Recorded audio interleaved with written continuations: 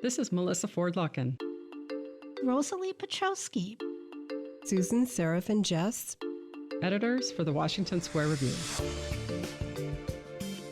Washington Square On Air Showcases the poetry and fiction of the latest edition of LCC's literary journal, the Washington Square Review, read by the poets, authors, and editors themselves. Expect the unexpected as our contributors express Experience and fantasy with humor, imagination, poetic license, irony, and passion. If you love language at its most original, Please join us in our Audio Town Square to celebrate a community of writers spanning from around the world to Lansing. Hi, this is Melissa Ford Luckin, editor for the Washington Square Review. I'm here today with C.S. Griffel, one of the authors who has work in the Washington Square Review. And she's come today to talk about her piece and about her writing process and other writerly things. So welcome. Hi. Tell us a little bit about your piece, how you came to write it, and what might be important for a reader to know. The story that you picked up is really based in a couple of things. One is a real experience. My daughter lost her father. He died by suicide in 2014. And the other was a wriggling ethical question in my mind, and that had to do with what responsibility do we have to stay alive for the people who love us? I myself have dealt with some of the very thoughts that I dealt with in the story, sort of like riding on the edge of are we in a vast and hopeless, meaningless universe, or is there something out there that kind of brings a bit of hope, a bit of glimmer of hope into our life? And in the end, that's what the story ends up being about, is a woman sort of grappling with that, grappling with the difficulties of the possibility of hopelessness and the love that she has for her daughter and grandchild. What was the writing experience like for you? That's a very intense combination of themes and ideas and experiences for you. So how did that feel to write it? The writing process for me it just sort of comes. I have to say, really, the emotional part of it often really shuts off for me once I get my teeth into an idea and I want to write about it. I, for whatever reason, do have the ability to sort of shut off that emotional side. As I said, it was based out of real experience, both the loss of someone in this way that was important in our lives, as well as sort of grappling with hopelessness. Just once I start writing, it just flows, and I sort of just write all the way through, especially with a short story, until it feels done. And then I can go back and read it. Now I do have the ability to sort of disconnect from the emotional part of it. How did you choose the setting? The setting is where I'm from. So the setting is in the Sandia Mountains, which are on the eastern side of Albuquerque, New Mexico, and that's where I grew up. And so I've actually sat in those very mountains and grappled with big eternal ideas on rocks that are at the foot of that very mountain. And then when I want to write about it, I start thinking a lot about that Sandia Mountain. So it formed my entire childhood, in the sense that it was always there. It was a presence that was always there throughout my childhood and growing up. And then, of course, there's hiking trails because it's a mountain. So it's a place that if you grew up in Albuquerque, you probably went hiking in the foothills of the Sandias. Yeah, so I just was interested in it. And so then a lot of times I'm also interested in the history of a place, because we're not the only people who have ever lived there and had some kind of sacred feeling or some feeling about that mountain. Other people have lived there in the past. And so then it comes to doing a little research about the people groups that mountain might have been important to in the past. And so a lot of times that'll just pop into my head. Whenever I'm writing about a place, that often is something that is very appealing to me or very interesting to me. Who were the people for whom this place was sacred in the past? I don't want to give too much away about the story, but I think I can say that the especially the opening, really does set the tone, and the connection of, like you said, the past with the present really strengthens and informs the story. Is that something that you like to do with all of your fiction, or some of it, your combination of the setting and the themes? I would say that it frequently comes into play with my writing. I have different places that I write for. I've written for a publication that does stories that are based on ethical questions or ethical dilemmas. And so then my brain is just what is clicking through what ethical dilemmas might make a great story. And so when I think about it, I don't think I can ever escape place. Now that you're asking the question, I think that that's always something important to me. And when I've spent a lot of my life traveling, and so I've done this drive between Albuquerque and Colorado many, many times, for example. And it's all through those mountains, and inevitably my mind is just drawn to the history of a place. And so I think probably now that you're asking the question and I'm really thinking about it, the answer to that question is that place and the history of a place probably does have a strong foothold in a lot of what I write. What I'm wondering now is, it sounds like maybe most of the time you write stories and set them in places where you have been. Is that correct? Yeah, most of the time. I did have a short story published last year that is set in sort of a dystopian future. And so I guess, you haven't been there. Dystopian future? I don't know, but that's a place that I had never been. But still, a place has a strong sense in that story, because what it feels like to be in the space is a huge part of what that character is experiencing. So even there, when it's a place I haven't been, place has an important space in the story. And I'm very careful about writing about places I haven't been, because like any writer, I think you want an authenticity in what you're writing. And so if it's a place I haven't experienced, I do a lot of research before I try to even enter into writing about it. But places that I have been are part of my stories frequently, yes. And I've been a lot of places, so that's nice. Like I said, I've traveled a lot, lived a lot of places, so.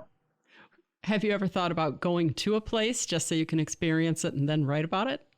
Yes, absolutely. I have a story that's been wriggling around in my mind and wanting to be written, and it would just so sadly take a trip to England to write about it. See if I could talk my husband into a trip to England so I can do some research. Yeah, writer to writer, I think that's totally a worthwhile endeavor, and that you should totally do that. Absolutely, yeah. And sense of place in this story that I'm thinking of. And I don't want to talk too much about it because it's got to, you know how it is. You got to live inside you and come to life inside you. It would be about a person who actually lived in the past, someone that I've just become absolutely intrigued with. I will say it's a mother of someone famous.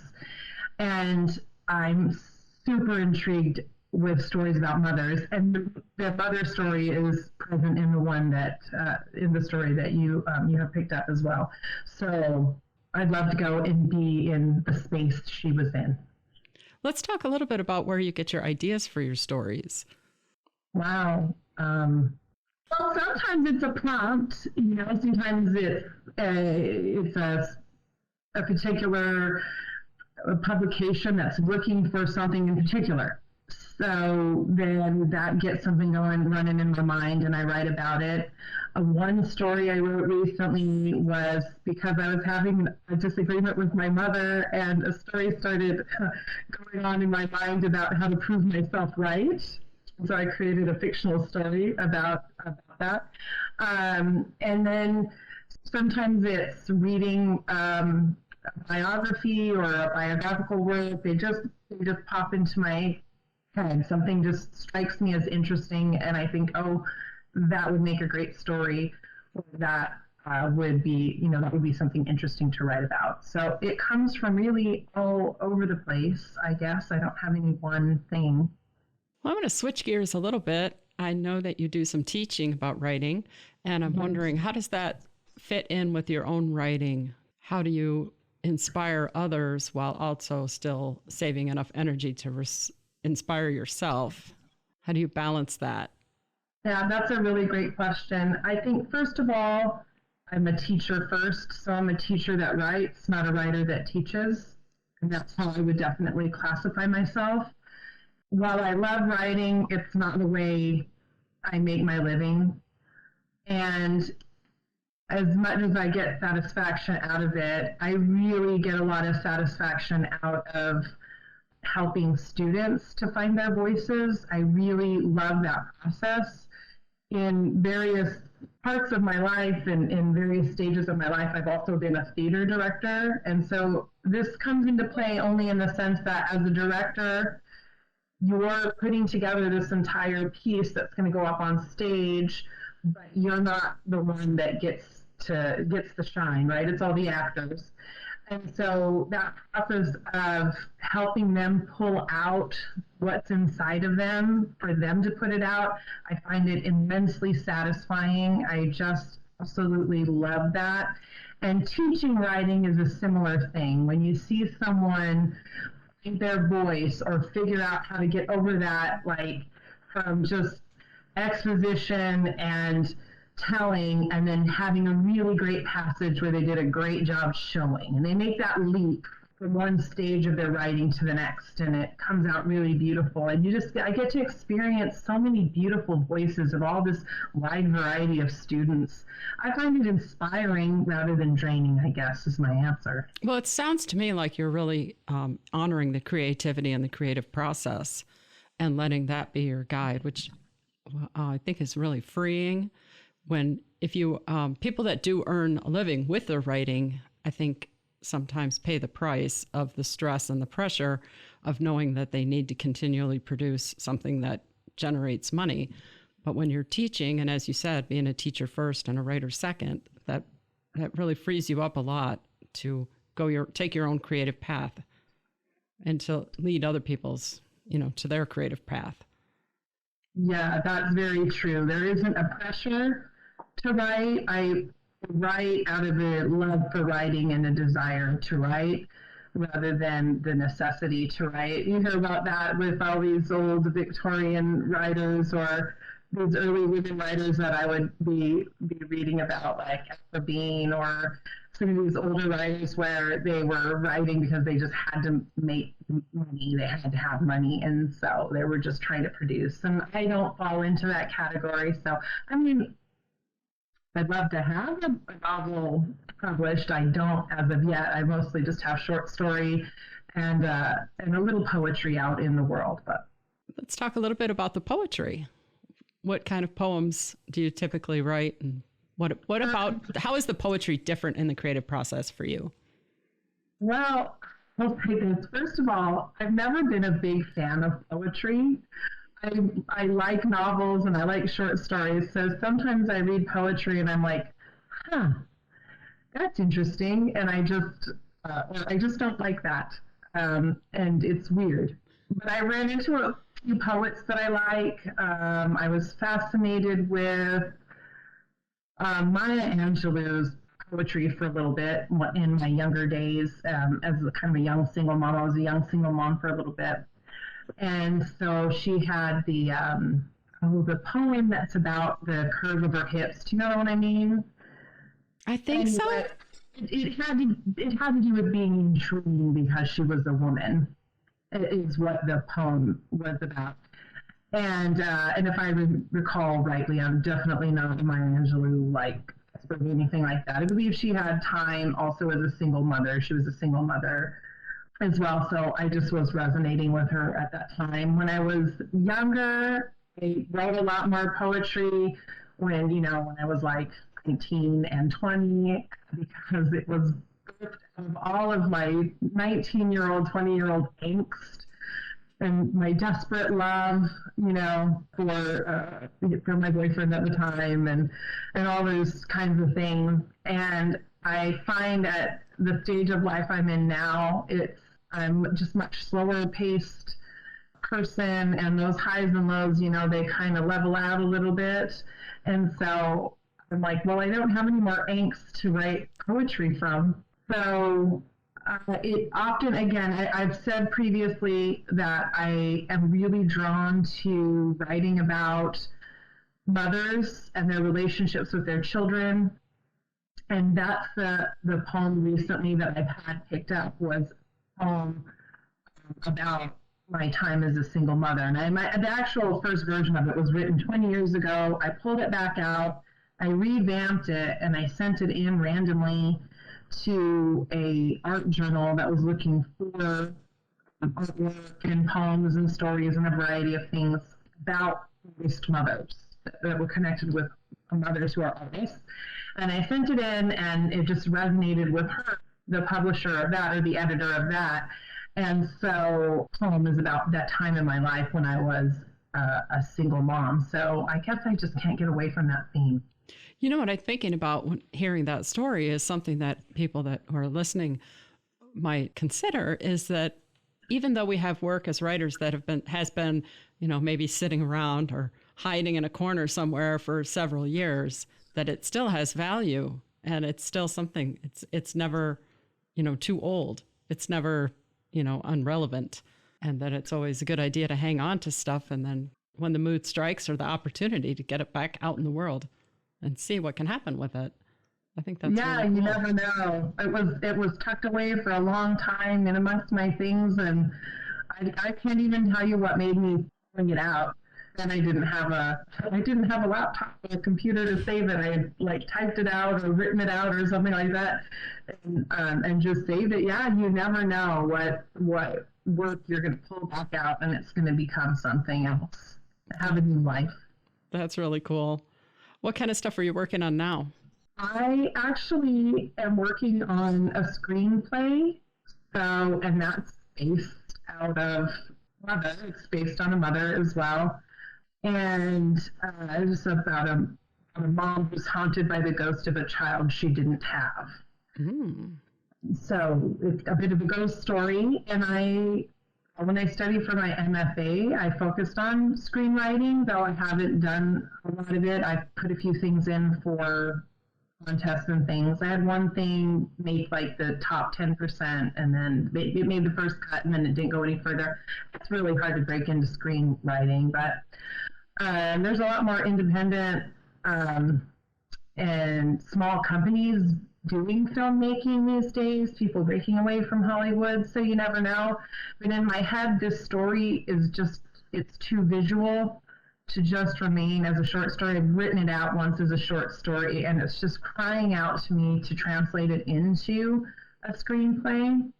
So I'm going to do it. I've got the summer off. I'm kind of in transition between jobs. So, and as a college professor, we kind of have that summertime.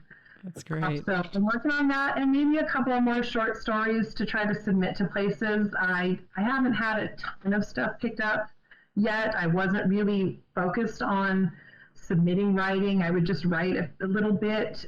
I was actually a stay-at-home mom for a long time. I homeschooled my children. They graduated, they finished their time in my home, and it was time for me to branch out and do something else. And then in the meantime, I had worked on my master's degree in English and in creative writing, both. I have both. And so now I'm branching out on this career as a college professor, and I'd love to teach creative writing more, and they often want you to be published. So right. So that's what made me do it, to be honest with you. I just started submitting stuff. Well, it sounds to me like you're off to a great start. Yeah, I've had several things picked up. I've only been submitting for publication for just about a year. Nice. If our listeners want to stay in tune with you and follow your future publications, where can they find you?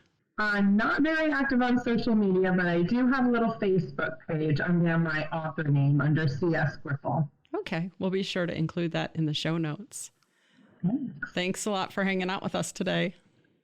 Thanks for having me. It was a lot of fun. I really appreciate it. Thank you for listening to our talented poets and authors. Until next time, this has been Washington Square on Air, where we showcase selections from Lansing Community College's literary journal, The Washington Square Review, a publication featuring writers from the Great Lakes State across the nation, and around the world. To find out more about the Washington Square Review, visit lcc.edu/WSR. We hope you enjoyed listening as much as we enjoyed sharing.